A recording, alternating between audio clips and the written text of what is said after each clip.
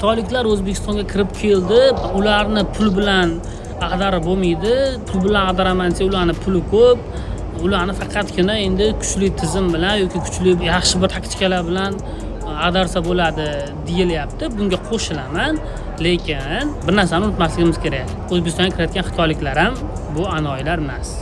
Ya'ni faqatgina puli bor bo'lgan dehqonlar kirmayapti.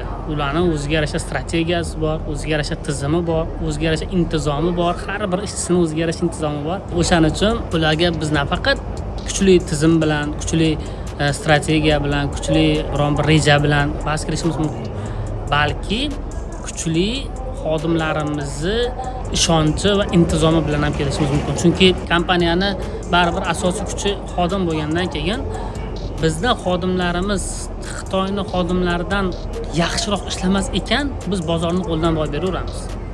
Bizning marketologimiz Xitoyning kompaniyani marketologidan yaxshi ishlamas ekan, biz bozorni qo'ldan boy beraveramiz. Bizni ishlab chiqarishga mas'ul odamimiz Xitoylikni ishlab chiqarishga mas'ul odamidan yaxshi bo'lmas ekan, biz bozorda boy beraveramiz, biz jangda yutqazaveramiz. O'shaning uchun biz xodimga ham qattiq e'tibor berishimiz kerak. Ya'ni kuchli xodimlarni, intizomli xodimlarni olishimiz kerak va ularni raqobatchisi o'zbeklar emas, ayni xitoyliklarligini tushuntirishimiz kerak.